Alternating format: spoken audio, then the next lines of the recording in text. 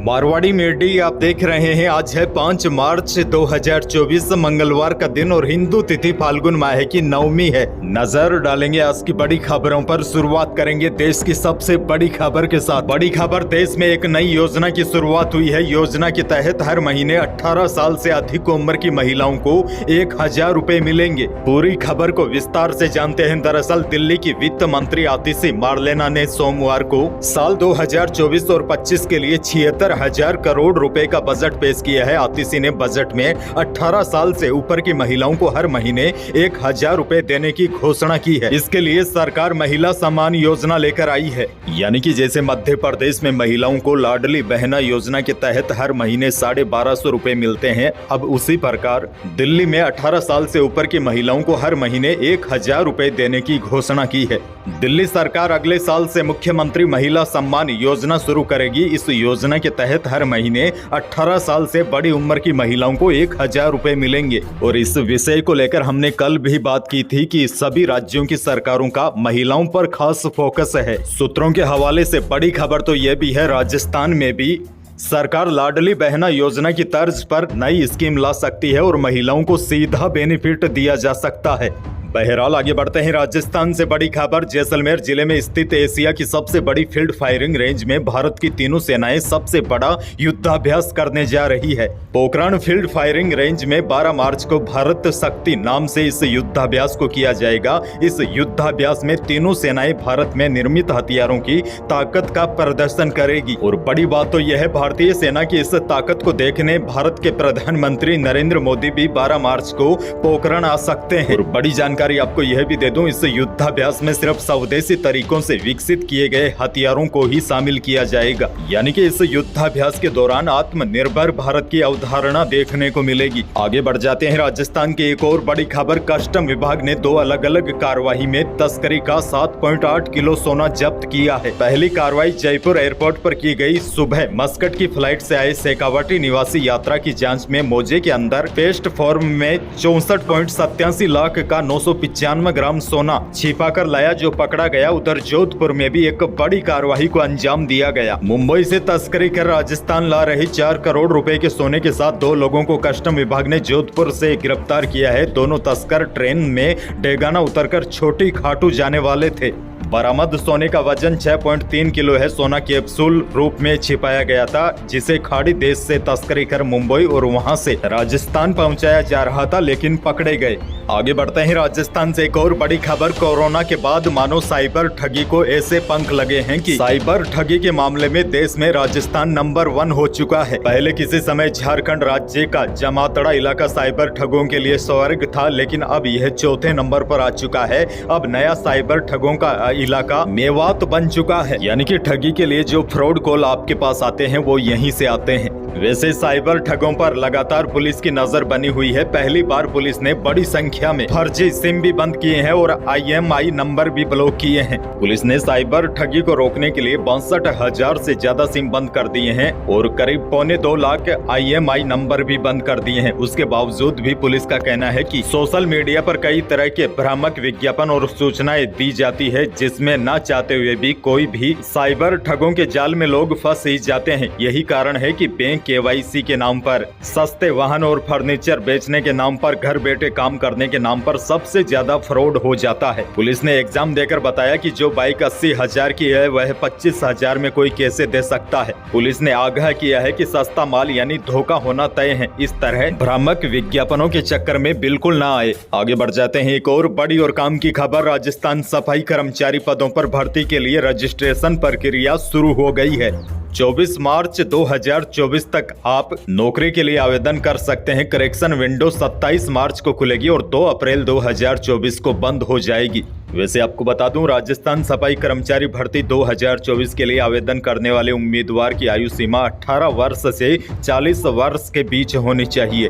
सफाई कर्मचारी के कुल 24,797 पद भरे जाएंगे। और आपको बता दूं, इस वैकेंसी के लिए केवल ऑनलाइन अप्लाई किया जा सकता है। अगर आप इच्छुक है तो आपको स्क्रीन पर वेबसाइट दिखाई दे रही है, यहाँ पर जाकर इस सरकारी नौकरी के लिए आवेदन कर सकते हैं। आगे बढ़ते हैं। राजस्थान से एक और बड़ी खबर, श्री राष्ट्रीय राजपूत करणी सेना के अध्यक्ष रहे सुखदेव सिंह गोगामेड़ी की हत्या के बाद उनकी पत्नी शीला शेखावत ने हनुमानगढ़ से जयपुर के लिए पैदल न्याय यात्रा निकाल रही है। वहीं सीएम हाउस में मुख्यमंत्री भजनलाल शर्मा के साथ शीला शेखावत के प्रतिनिधियों की 20 मिनट चली वार्ता बेनतीजा रही। वार्ता के विफल होने के बाद यात्रा जारी रखने का निर्णय लिया गया है। वहीं आपको बता दूं, गोगामेड़ी की पत्नी ने सीएम हाउस में जोहर करने की चेतावनी दे रखी है। इसके कारण पुलिस और प्रशासन के हाथ पांव फूले हुए हैं।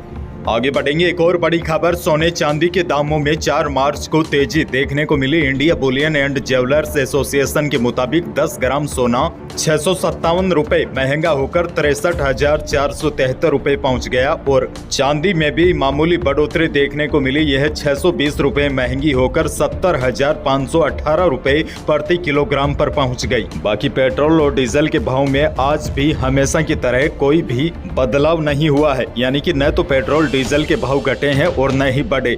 अच्छा, एक और बड़ी खबर देखिए, लहसुन के बड़े दाम से लोगों को राहत मिलने के बीच अब प्याज महंगा हो गया है। प्याज के थोक दाम में 2 से 3 रुपए की बढ़ोतरी हुई है। व्यापारियों का कहना है कि आने वाले दिनों में प्याज के दाम और भी बढ़ सकते हैं। जानकारी के मुताबिक विदेश व्यापार महानिदेशालय ने 1 मार्च को एक अधिसूचना जारी की है। इसमें केंद्र सरकार ने नेशनल कोऑपरेटिव एक्सपोर्ट्स लिमिटेड के माध्यम से बांग्लादेश को 50,000 टन प्याज के निर्यात की अनुमति दी है, जिसके बाद मंडियों में अचानक प्याज के दाम बढ़ गए हैं और हो सकता है आपको आने वाले दिनों में प्याज और महंगा मिले। आगे बढ़ते हैं, बड़ी खबर देखिए, अगर आप कोई इलेक्ट्रिक गाड़ी खरीदने का प्लान कर रहे हैं तो आपके पास 31 मार्च तक सस्ते दाम में खरीदने का मौका है। इसके बाद ईवी की कीमतें बढ़ सकती है। दरअसल सरकार साफ कर चुकी है कि इलेक्ट्रिक व्हीकल पर फेम सेकेंड स्कीम के तहत दी जाने वाली सब्सिडी 31 मार्च 2024 तक या फंड अवेलेबल होने तक ही दी जाएगी। उसके बाद सब्सिडी नहीं मिलेगी, यानी कि आपके पास सस्ते इलेक्ट्रिक गाड़ी खरीदने का मौका 31 मार्च तक ही है। राजस्थान से एक और बड़ी खबर, लोकसभा चुनाव से पहले राजस्थान में भजनलाल सरकार का मंत्रिमंडल विस्तार होने की संभावना है। मंत्रिमंडल विस्तार में 3 से 4 मंत्री बनाए जा सकते हैं। भजनलाल सरकार में फिलहाल सीएम, 2 डिप्टी सीएम को मिलाकर कुल 24 मंत्री है। कोटे के हिसाब से 30 मंत्री बन सकते हैं। ऐसे में 6 मंत्रियों की जगह खाली है। सियासी समीकरणों के हिसाब से विस्तार में 3 मंत्री बनाकर 3 जगह खाली रखी जा सकती है। सूत्रों की माने तो बीजेपी जल्द ही जसवंत यादव, बाबा बालकनाथ, गुरुवीर बराड़, दीप्ति माहेश्वरी, प्रताप सिंह सिंघवी, कालीचरण सराफ या फिर श्री चंद करपालानी, इनको मंत्री बनाया जा सकता है। आगे बढ़ते हैं, एक और बड़ी खबर, मुकेश अंबानी के छोटे बेटे अनंत अंबानी की प्री वेडिंग समारोह इस समय सुर्खियों में है। दुनिया भर के शीर्ष लोग अनंत अंबानी की प्री वेडिंग समारोह में शामिल हुए। इसकी चर्चा अब पाकिस्तान में भी तेज हो गई है। दरअसल आपको बता दूं, मुकेश अंबानी ने 50,000 लोगों को प्री वेडिंग में भोजन करवाया है और 2800 तरह के व्यंजन बनवाए हैं। अब समझ में नहीं आ रहा है कि जब शादी होगी तो क्या होगा। वहीं पाकिस्तानी पत्रकारों ने कहा है कि मुकेश अंबानी के बेटे की शादी में एक बात आश्चर्य करने वाली है कि किसी भी पाकिस्तानी को नहीं बुलाया गया। उन्होंने पाकिस्तान पर तंज कसते हुए इसी तरह की कई तमाम बातें कही है। दरअसल आपको बता दूं, बताया जा रहा है कि मुकेश अंबानी ने इस इवेंट में 1000 करोड़ रुपए खर्च किए हैं। पाकिस्तान के लोग इस रकम को कभी पाकिस्तानी रुपए तो कभी अमेरिकी डॉलर के साथ कन्वर्ट करके देख रहे हैं और उनका कहना है कि इतने पैसे से तो पूरे पाकिस्तान की गरीबी दूर हो सकती है। बहरहाल आगे बढ़ते हैं, आपके लिए एक और बड़ी और बेहद ही काम की खबर। आप सभी के पास आधार कार्ड है। बड़ी अपडेट ये है, आधार अपडेट के लिए UIDAI ने फ्री अपडेशन शुरू कर दिया है। इससे आप आसानी से घर बैठे ही ऑनलाइन अपना आधार अपडेट करवा सकेंगे। और बड़ी बात यह है, यह सुविधा आपको 14 मार्च 2024 तक मिलेगी। यानी इसका मतलब यह है कि आप 14 मार्च तक बिल्कुल फ्री में आधार अपडेट करवा सकते हैं। आधार कार्ड अपडेट करवाने के लिए आपको 1 रुपया भी चार्ज नहीं देना पड़ेगा। उसके बाद अगर आपके आधार कार्ड में कुछ भी बदलाव आपको करना है, जैसे नाम चेंज करवाना है, फोटो चेंज करवानी है या फिर डेट ऑफ बर्थ चेंज करवानी है, यानी कि 14 मार्च के बाद आप कोई भी बदलाव करते हैं तो आपको पैसे चुकाने पड़ सकते हैं। लेकिन उससे पहले यानी आप 14 मार्च तक बिल्कुल फ्री में अपने आधार कार्ड को अपडेट करवा सकते हैं। आधार कार्ड अपडेट करवाने के लिए आपको 1 रुपया भी नहीं देना होगा। और यदि कोई जानकार व्यक्ति है तो यह काम आपके अपने मोबाइल फोन से भी हो सकता है। आगे बढ़ते हैं, एक और बड़ी खबर। प्रधानमंत्री आवास योजना शहरी के तहत सोमवार को नए आवास स्वीकृत किए गए हैं। मुख्यमंत्री भजनलाल शर्मा के प्रयासों से राजस्थान में बीएलसी नवीन व अभिवृद्धि के अंतर्गत 30,408 नए आवासों को स्वीकृति दी गई है। केंद्र सरकार के शहरी विकास मंत्रालय की केंद्रीय स्वीकृति एवं निगरानी समिति की बैठक सोमवार को दिल्ली में हुई। इस बैठक में नए आवासों को मंजूरी भी दी गई। बैठक में सभी राज्यों के स्वायत्त शासन अधिकारियों ने वर्चुअली भाग लिया।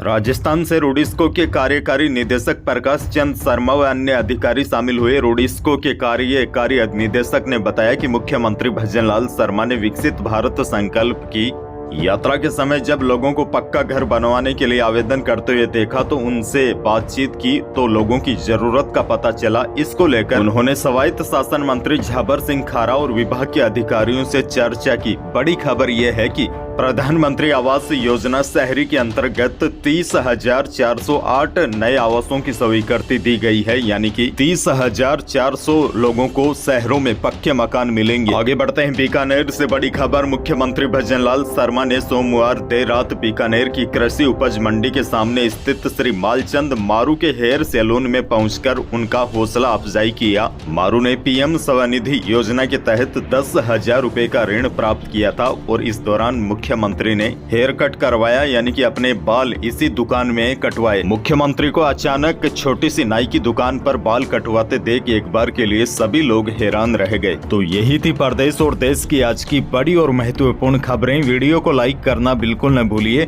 और चैनल पर नए हैं तो सब्सक्राइब भी कर लीजिए ताकि आप अपडेट रहे बड़ी खबरों से। धन्यवाद।